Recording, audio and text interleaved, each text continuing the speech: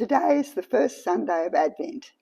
Advent means coming or arrival, so the season is the lead up to Christmas, when we celebrate Jesus coming into the world as a baby.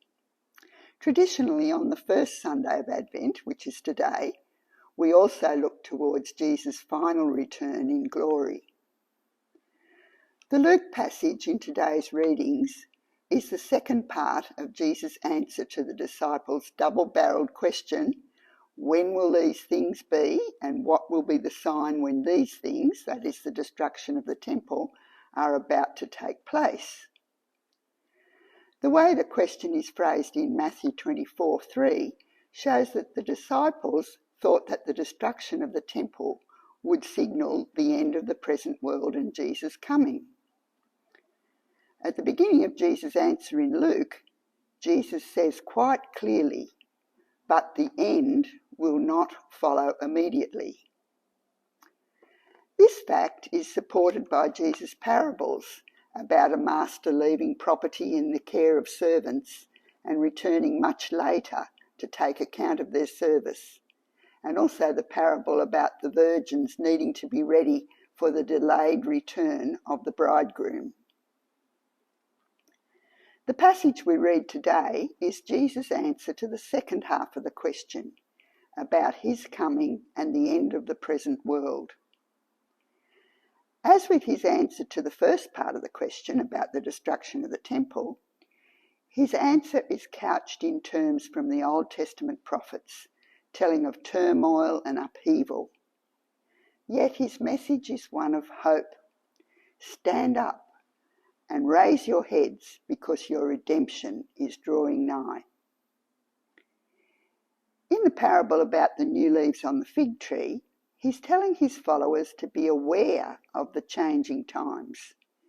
He doesn't want us to bury our heads in the sand. He tells us not to disregard his words. He says, "Heaven and earth will pass away, but my words will never pass away."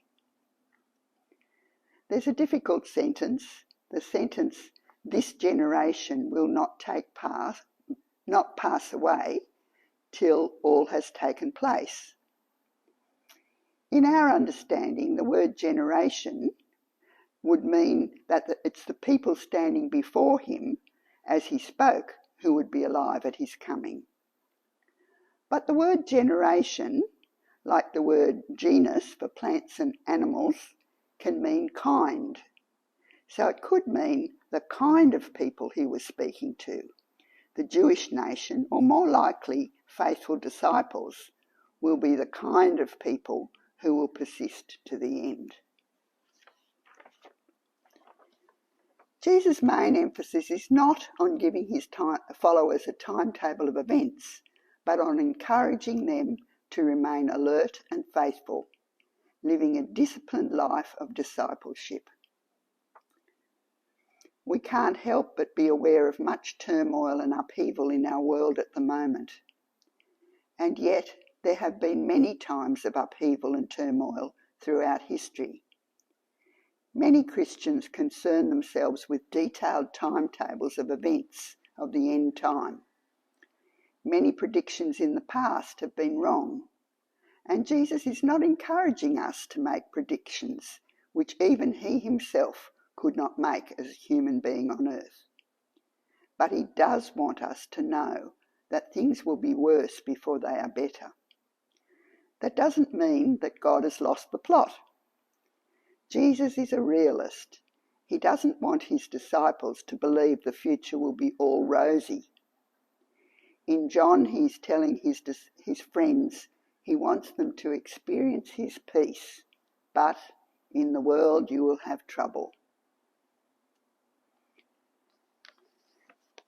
Facing Jesus' future return makes us feel aware of our own inadequacies. And this is a time to remember Jeremiah's name for Jerusalem, the dwelling place of God's people. The Lord is our righteousness. In New Testament terms, all Christians, Jews and Gentiles, are the new Israel and the new Jerusalem. In another passage, Jeremiah gives the name, "The Lord is our righteousness," not only to the community of God's people, but to Jesus himself, the promised Messiah. If we had to face Jesus' return depending on our own righteousness, none of us would be adequate. But our preparedness comes from the Lord's grace. And he wants us to keep living our lives till that time in that grace and living lives worthy of and consistent with that grace.